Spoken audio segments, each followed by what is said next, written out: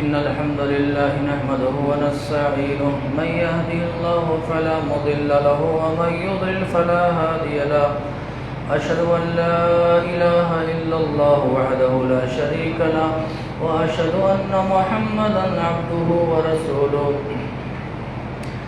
يا أيها الذين آمنوا اتقوا الله حق تقاته ولا تموتن إلا وأنتم مسلمون يا أيها الناس اتقوا ربكم الذي خلقكم من نفس واحدة وخلق منها زوجها وبث منهما رجالا كثيرا ونساء واتقوا الله الذي تساءلون به والأرحام إن الله كان عليكم رقيبا يا أيها الذين آمنوا اتقوا الله وقولوا قولا سديدا يصلح لكم أعمالكم ويغفر لكم ذنوبكم ومن يطع الله ورسوله فقد فاز فوزا عظيما أما بعد فإن خير الحديث كتاب الله وخير الهدي هدي محمد صلى الله عليه وسلم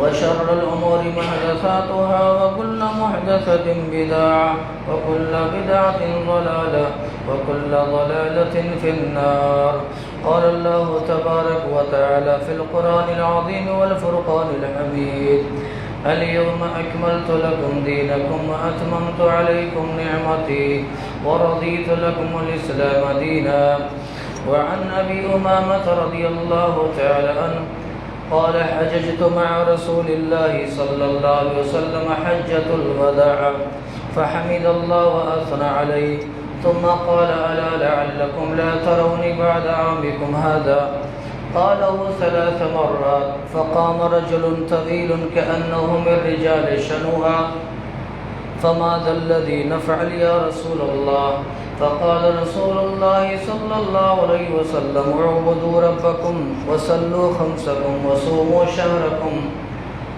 وأدوا زكاة أموالكم وأطيعوا ذا أمركم تدخلوا جنة ربكم رواہ الترمذی۔ ہر قسم کی بڑائی، کبریائی و حمد و ثنا اس اللہ وحدہ لا شریک خالق کائنات مالک ارض و سما کے لیے لائق و زیبا ہے، جس اللہ تبارک و تعالیٰ نے مجھ اور آپ کو پیدا فرمایا اور بے شمار انگنت نعمتوں سے نوازا۔ بعد صلاۃ و سلام و تمام انبیاء کرام علیہم الصلاۃ و تسلیم پر سیدنا آدم علیہ الصلاۃ والسلام سے لے کر میرے اور آپ کے آخری نبی آقائے نامدار تاجدار مدنی ساقی کوثر شافع معشر حضرت محمد الرسول اللہ صلی اللہ تعالی علیہ وسلم پر، جنہیں اللہ تبارک و تعالیٰ نے اس کائنات کا رحمت للعالمین بنا کر کے مبعوث کیا، اللہم صلی وسلم مبارک علیہ۔ قابل قدر علماء کرام، بزرگوں، نوجوان دوستوں، عزیز ساتھیوں، پیارے بچوں اور معزز خواتین اسلام، اس مختصر سے حمد و صلات کے بعد اللہ کی توفیق اور اس کی مدد سے مسنون خطبے کے بعد میں نے ایک مشہور اور معروف آیت کریمہ اور اسی کی مناسبت سے اللہ کے نبی جناب محمد الرسول اللہ صلی اللہ علیہ وسلم کی ایک حدیث میں نے پڑھی ہے۔ انشاءاللہ العزیز پچھلے خطبہ جمعہ میں جہاں تک ہماری گفتگو ہوئی تھی، چند اور باتیں رہ گئی تھیں، اللہ کی توفیق اور اس کی مدد سے انشاءاللہ العزیز آج کے جمعہ میں مکمل کریں گے۔ اللہ سے مل کر کے دعا فرمائیں، اللہ تعالیٰ کہنے اور سننے سے زیادہ عمل کی توفیق نصیب فرمائے، آمین۔ پیارے نبی جناب محمد الرسول اللہ صلی اللہ علیہ وسلم نے جب اللہ تبارک و تعالیٰ کا دین اللہ کے بندوں تک پہنچا دیا، اللہ کی امانت کو اللہ کے بندوں تک پہنچا دیا، دین کا سارا کام مکمل کر دیا، تو آپ علیہ السلام نے حج کا آپ نے اعلان کر دیا اور لوگوں میں یہ بات کی تشہیر کرا دی کہ پیارے نبی جناب محمد الرسول اللہ صلی اللہ علیہ وسلم سن 10 ہجری کے آخری مہینے میں انشاءاللہ العزیز حج کا ارادہ کر رہے ہیں۔ حضرت جابر رضی اللہ عنہ فرماتے ہیں کہ نبی کریم صلی اللہ علیہ وسلم کا اعلان کیا کرنا تھا، سبحان اللہ، جس کو خبر ملی وہ نبی کریم صلی اللہ علیہ وسلم کے ساتھ حج کرنے کی تیاری کرنے لگا۔ ہر کوئی دور دراز علاقے سے جہاں جہاں تک پیغام پہنچا، خبر پہنچی، ہر آدمی کی خواہش اور تمنا تھی، دل میں عقیدت رکھتا تھا کہ میں اللہ کے نبی کریم صلی اللہ علیہ وسلم کے ساتھ حج کروں، آپ کی اتباع کروں، آپ کی رفاقت میں میں اپنا وقت گزاروں۔ جانتے ہیں سبحان اللہ، یہ اعلان کیا تھا۔ جابر رضی اللہ عنہ فرماتے ہیں کہ حج کے موقع پر سبحان اللہ نبی اکرم جناب محمد الرسول اللہ صلی اللہ علیہ وسلم کے آگے پیچھے دائیں بائیں انسانیت کا ٹھاٹے مارتا ہوا سمندر نظر آ رہا تھا۔ جہاں دیکھو جدھر دیکھو انسان ہی انسان، سر ہی سر نظر آ رہے تھے۔ اتنا بڑا عظیم الشان مجمع تھا سبحان اللہ، اور اتنے بڑے عظیم الشان مجمع سے سبحان اللہ 9 ذی الحجہ کی تاریخ، 10 ذی الحجہ کی تاریخ کو اللہ کے نبی جناب محمد الرسول اللہ صلی اللہ علیہ وسلم نے خطاب عام کیا۔ اس پوری روئے زمین نے، کرۂ ارض پر اتنا بڑا مجمع اہل دنیا نے کبھی نہیں دیکھا تھا۔ 1 لاکھ سے زائد صحابہ کرام کا مجمع تھا سبحان اللہ۔ نبی اکرم علیہ السلام اونٹنی پر سوار ہیں، ناقہ قصوہ نامی اونٹنی پر سوار ہیں، اور آپ علیہ السلام نے خطاب کرنا شروع کر دیا۔ کیا منظر رہا ہوگا سبحان اللہ جب اتنی بڑی تعداد سے نبی اکرم علیہ السلام خطاب فرما رہے ہیں۔ اور کیا خطاب تھا، جیسے کہ میں نے پچھلے خطبہ جمعہ میں کہا، رلا دینے والا خطاب تھا، دلوں میں نرمی اور رقت بھرا نبی اکرم علیہ السلام کا خطاب تھا۔ میں نے پچھلے خطبہ جمعہ میں 4 یا 5 باتیں رکھی تھی جو نبی اکرم علیہ السلام کا خطاب تھا۔ اللہ کی قسم ہے آج پوری دنیا نبی اکرم کے اس خطاب کی محتاج ہے۔ اگر آج پوری دنیا والے یہ امن و شانتی چاہتے ہیں، بدامنی، اس دنیا سے بدامنی کا خاتمہ چاہتے ہیں، تو ایک ہی راستہ ہے، نبی اکرم علیہ السلام کے خطاب کو حرز جاں بنا لیا جائے، اور آپ علیہ السلام کے خطاب کو، پیغام کو پوری دنیا پر نافذ کر دیا جائے۔ انشاءاللہ یہ دنیا امن و شانتی کا گہوارہ بن جائے گی۔ میں نے کچھ باتیں رکھی تھی، آئیے کچھ اور خطاب تھے۔ آپ علیہ السلام نے خطاب کرنا شروع کیا۔ دوران خطاب آپ علیہ السلام نے آگے فرمایا، الا کل شیء من امر الجاہلیہ تحت قدمی موضوع۔ سبحان اللہ، اللہ کے حبیب نے فرمایا سنو، جاہلیت کے جتنے قانون تھے، جاہلیت کے جتنے دستور تھے، جاہلیت کے جتنے رسوم و رواج تھے، جاہلیت کی جتنی باتیں تھیں، رسول عربی علیہ السلام نے فرمایا میں اپنے قدموں تلے روندتا ہوں۔ جاہلیت کے سارے رسوم و رواج کو میں مٹا رہا ہوں سبحان اللہ، جاہلیت کے سارے طور طریقوں کو میں ختم کر رہا ہوں۔ اور آپ جانتے ہیں زمانے جاہلیت میں کیسے کیسے رسوم و رواج تھے۔ افسوس ہوتا ہے ہم کلمہ پڑھتے ہیں، ہم نبی اکرم علیہ السلام کی اتباع اور پیروی کی بات کرتے ہیں، ہمارے اپنے درمیان میں کتنے جاہلیت کے رسوم و رواج ہیں۔ الامان والحفیظ، اللہ تعالی ہم سب کی حفاظت فرمائے۔ نبی اکرم علیہ السلام نے فرمایا جاہلیت کے جتنے طور طریقے ہیں جو زمانے جاہلیت میں رائج تھے، سب کو میں اپنے قدموں تلے کچل رہا ہوں، روند رہا ہوں۔ ہمارے اسلام میں، ہمارے اس دین میں، ہماری شریعت میں جاہلیت کے رسوم و رواج کا کوئی سبحان اللہ عمل دخل نہیں ہے، جانتے ہیں۔ اور ایسے ایسے رسوم و رواج تھے، حیران ہو جائیں گے اگر ہم اس منبر سے بیان کریں، آپ کو ہنسی بھی آئے گی اور تعجب بھی ہوگا۔ اور آج کیا کم ہے جاہلیت کے رسوم و رواج؟ ہمارے آپ کے پاس کیا کم ہے؟ کیا بچہ پیدا ہوا وہاں چھٹی شروع کرتے ہیں، چلا شروع کرتے ہیں، ختنے میں دنیا بھر، ختنے میں کے موقع پر دنیا بھر کے رسوم و رواج۔ بچہ اور بڑا ہوا، شادی کے قابل ہوا سبحان اللہ، مہندی کی رسم، ہلدی کی رسم، بارات کی رسم، سلامی کی رسم، جہیز، لین دین، یہ سارے سبحان اللہ ہمارے آپ کے سامنے موجود ہیں۔ اور اس کے بعد آپ جانتے ہیں اور اس میں کتنی فضول خرچیاں ہوتی ہیں، کتنا مال ضائع ہوتا ہے، ہم اور آپ اچھی طریقے سے جانتے ہیں۔ اور آگے بڑھیے، شریعت نے کہا ہے میت کا انتقال جب ہو جائے، کوئی شخص آدمی ہو، مرد ہو یا عورت ہو، انتقال فرما جائے، سفید کپڑے لے کر کے آؤ اور کفنا دیا کرو سبحان اللہ، اور قبر کے حوالے کر دیا کرو۔ ہمارے یہاں جاہلیت کے ایسے رسوم و رواج ہیں، انسان مر گیا، مرنے کے بعد شروع، اول ہے، دویم ہے، سویم ہے، تیجا ہے، 40واں ہے، فاتحہ ہے، اس کے بعد اور آگے بڑھیے، قرآن خوانی ہے، عزیز دو طلبہ ہیں، بچے ہیں، سبحان اللہ، حافظ قرآن ہیں، انہیں کرائے پر لایا جا رہا ہے، قرآن خوانی کروایا جا رہا ہے، قرآن کریم پڑھوایا جا رہا ہے، اس کے بعد رسم نہ جانے کتنے، سبحان اللہ، ایصال ثواب کے ناجائز کتنے ایسے طریقے ہیں اس امت میں رائج ہے، اللہ کی قسم ہے۔ یاد رکھو پیارے نبی اکرم جناب محمد رسول اللہ نے فرمایا صلی اللہ علیہ وسلم، ان کا اسلام سے کوئی تعلق نہیں ہے، میں ان سب کو قدموں تلے روند رہا ہوں، آج کے بعد اسلام میں جاہلیت کا کوئی طریقہ نہیں دکھنا۔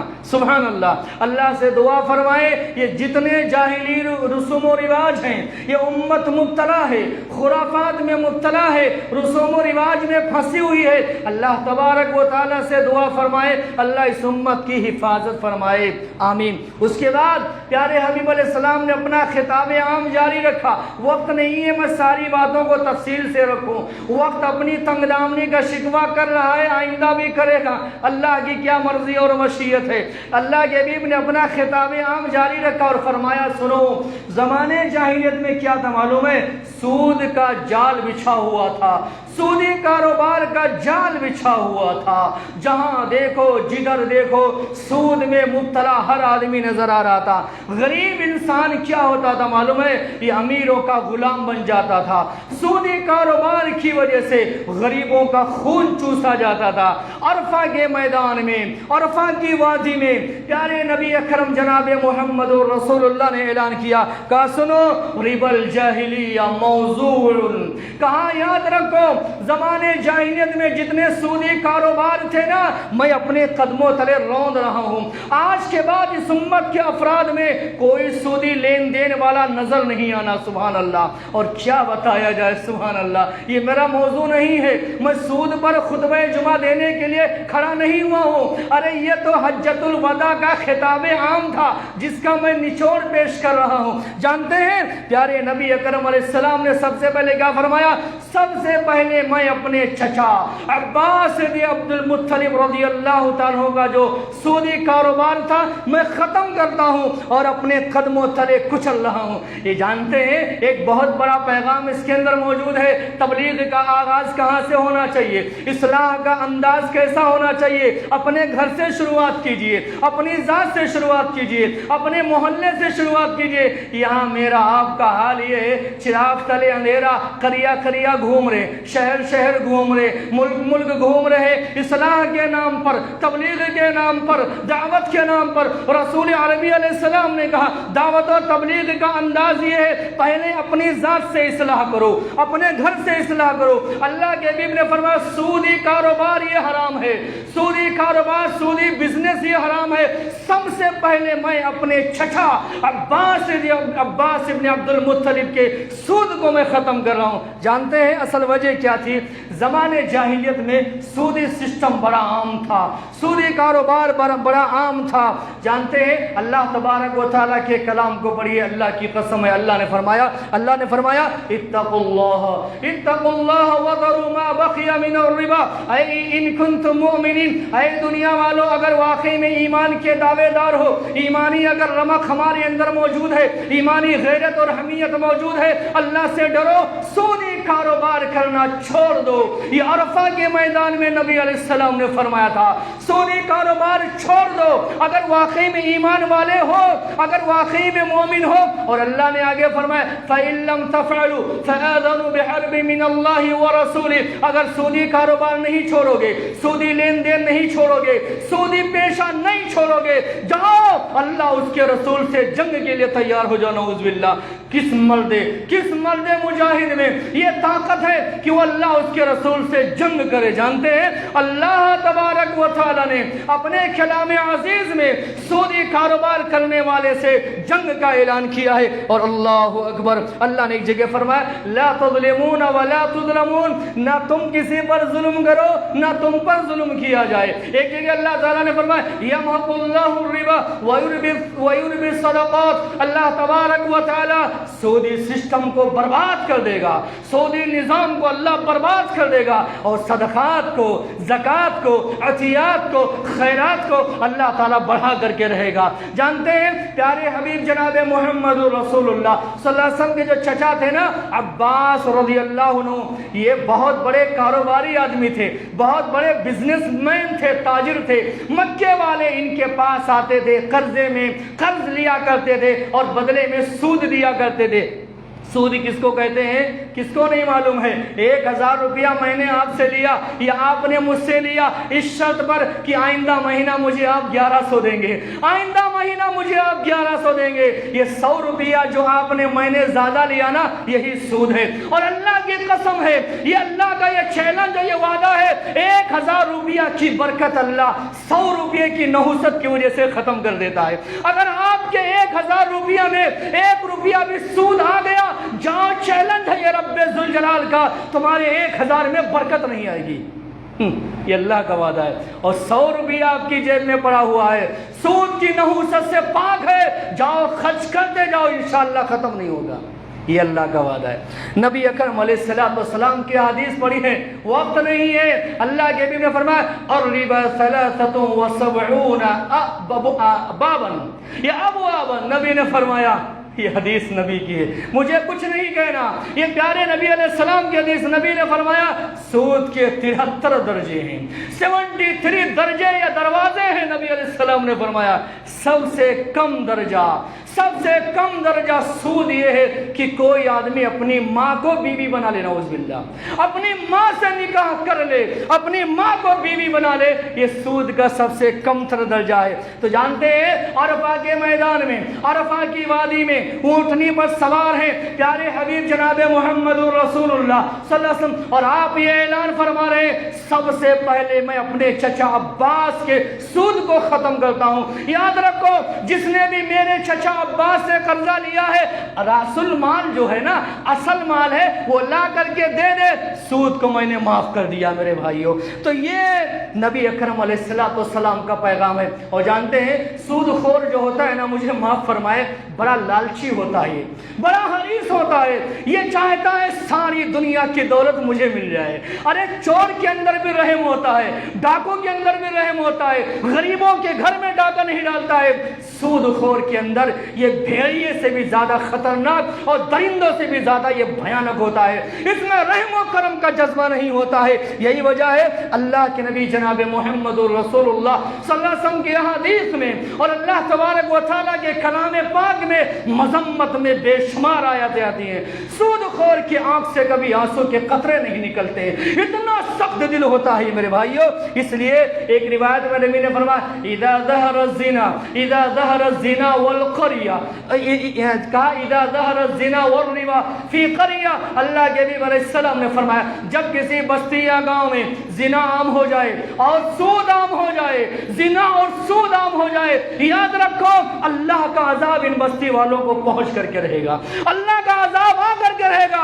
اس لیے زنا سے بھی توبہ کرو، سود سے بھی توبہ کرو۔ یہ عرفہ کے میدان میں، عرفہ کی وادی سے 9ویں ذی الحجہ کو یہ پیغام دیا پیارے نبی محمد رسول اللہ صلی اللہ علیہ وسلم نے۔ اور میں اپنی بات آگے بڑھا رہا ہوں، آگے اللہ کے حبیب علیہ السلام نے خطاب جاری رکھا۔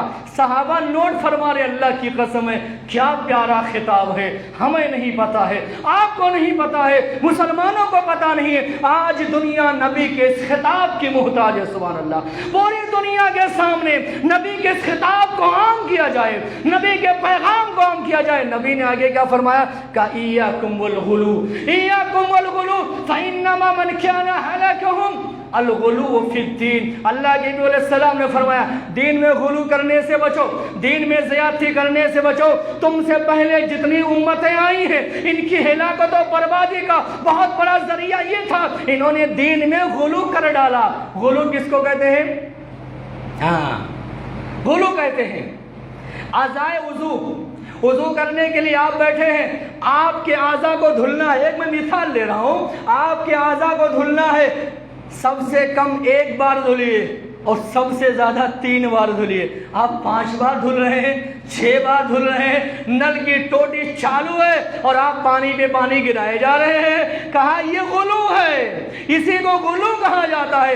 شریعت نے جتنی باتیں بتائی ہیں نا انہیں پر انسان اکتفا کرے, انہیں پر رک جائے. پیارے حبیب علیہ السلام نے کہا غلو سے بچو, دین میں زیادتی کرنے سے بچو. تم سے پہلے جتنی امتیں آئی ہیں ہلاکت و بربادی کے دہانے پر پہنچی ہیں, ان میں ایک بہت بڑا ذریعہ غلو تھا. کیسے غلو تھا جانتے ہیں؟ اللہ کے نبی علیہ السلام نے فرمایا عیسائیوں نے کیا کیا, اپنے پیغمبر عیسیٰ علیہ السلام کو اللہ کا بیٹا بنا لیا. یہودیوں نے کیا کیا, اپنے پیغمبر عزیر علیہ السلام کو اللہ کا بیٹا بنا لیا. نبی نے کہا لا تطرونی کما اطرت النصارى عیسی ابن مریم فقولوا عبد اللہ انا عبد اللہ ورسول. اللہ کے حبیب نے فرمایا میری شان میں, میرے مقام میں, میرے مرتبے میں ایسے غلو نہیں کرنا جیسے کرسچنوں نے کی تھی. عیسائیوں نے کیا کیا, عیسیٰ علیہ السلام کو اللہ کا بیٹا بنا ڈالا. یہودیوں نے کیا کیا, عزیر علیہ السلام کو اللہ کا بیٹا بنا ڈالا. لیکن کیا کیا جائے, لمحہ فکریہ ہے تو اس امت پر, یہ امت بھی اسی راہ پر چل پڑی ہے. نعوذ باللہ. آج دیکھو پیارے نبی جناب محمد رسول اللہ صلی اللہ علیہ وسلم کی شان میں کیسے کیسے قصیدے پڑھے جا رہے ہیں, کیسے کیسے نعتیہ اشعار پڑھے جا رہے ہیں. افسوس ہوتا ہے سن کر کے پیارے حبیب علیہ السلام کو مقام عبدیت سے, مقام رسالت سے, مقام نبوت سے اٹھا کر کے مقام الوہیت پر بٹھا دیا گیا ہے. اور ایک شاعر نے یہاں تک کہہ ڈالا وہی جو مستوی عرش تھا خدا ہو کر, وہی جو مستوی عرش تھا خدا ہو کر اتر پڑا ہے مدینے میں مصطفیٰ ہو کر. نعوذ باللہ. شاعر یہ کہنا چاہتا ہے کہ عرش پر جو مستوی ذات ہے وہی مدینے میں آ گئی ہے. نعوذ باللہ. لوگوں نے کیا کیا, پیارے حبیب علیہ السلام کو بشریت سے نکال لیا. کہا یہ بشر نہیں ہے, یہ آدم کی اولاد میں سے نہیں ہے. نعوذ باللہ. آپ مجھے بتائیے پیارے حبیب علیہ السلام کے نواسے ہیں کہ نہیں ہیں؟ حسن اور حسین ہیں, سبحان اللہ. نبی کی بیویاں ہیں, نبی کے بیٹے عبداللہ ہیں, نبی کی بیٹیاں ہیں, نبی کے ماں ہیں, نبی کے والد ہیں, نبی کے دادا ہیں, نبی کا شجر نسب ہے. ان ظالموں نے کیا کیا, پیارے حبیب علیہ السلام کو بشریت سے نکال کر کے الوہیت پر لا کر کے بٹھا دیا. کسی نے کہا یہ نور من نور اللہ ہے, کسی نے کہا یہ جزء من جزء اللہ ہے, کسی نے کہا یہ مختار کل ہے, کسی نے کہا یہ کائنات میں تصرف کرتے ہیں. اور اس ظالموں, اللہ کے نبی نے اپنے بارے میں فرمایا تھا میری شان میں غلو نہیں کرنا, میری شان میں غلو نہیں کرنا, میرا جو مقام ہے مجھے میرے مقام پر رکھنا. سبحان اللہ. اور ایسے بے شمار آپ کو غلو کے کرشمے اور نمونے مل جائیں گے جو ہمارے آپ کے سماج میں رائج ہیں. اور ایک آخری بات اور کہیں گے, اس کے بعد پیارے نبی اکرم علیہ السلام نے اپنا خطاب جاری رکھا. یاد رکھو یہ نبی کا خطاب چل رہا ہے. عرفہ کے میدان میں 9 ذوالحجہ کی تاریخ کو اونٹنی پر سوار ہیں, مسجد نمرہ کے پاس ہیں جہاں آج مسجد قائم ہے. سبحان اللہ. جہاں سے ہر سال حرم مکی کے امام سبحان اللہ خطاب فرماتے ہیں.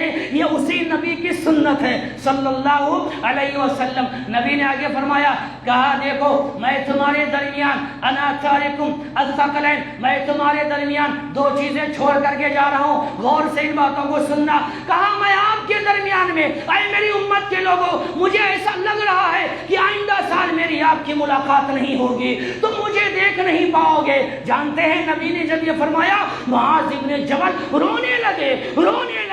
اللہ کے نبی نے کہا اے معاذ, مجھے ایسا لگ رہا ہے کہ آئندہ سال جب تم آؤ گے میری قبر کے پاس سے گزرو گے. معاذ ابن جبل رونے لگے. اور ایسا ہی ہوا. آئندہ سال جب 11 ہجری میں معاذ ابن جبل یمن سے لوٹ کر کے آئے, اللہ کی قسم ہے اپنے نبی کی قبر پر کھڑے ہو کر کے رو رہے ہیں اور کہہ رہے ہیں یا رسول اللہ, یا نبی اللہ, آپ نے سچ کہا تھا کہ جب میں لوٹ کر کے آؤں گا تو میں آپ کی قبر کے پاس سے گزروں گا. جانتے ہیں اللہ کے نبی نے کہا کہ اے میرے صحابہ, اور یہ آپ کی ذمہ داری ہے نبی کے اس پیغام کو, نبی کے اس خطاب کو دنیا کے کونے کونے میں پہنچانا. اے उम्मत मुस्लिमा के जवानों, बुजुर्गों, उम्मत की माँ बहनों, ये आपकी जिम्मेदारी है। नबी ने क्या कहा, मैं आपके दरमियान में बात में बड़ी जल्दी में कर रहा हूँ, मुझे वक्त पर ख़त्म करना है, ज़रा मेरे साथ आप रहिए। नबी अलैहिस्सलाम ने फरमाया, मैं आपके दरमियान में दो चीज़ें छोड़ करके जा रहा हूँ, याद रखो, यही अहले हदीस की दावत है,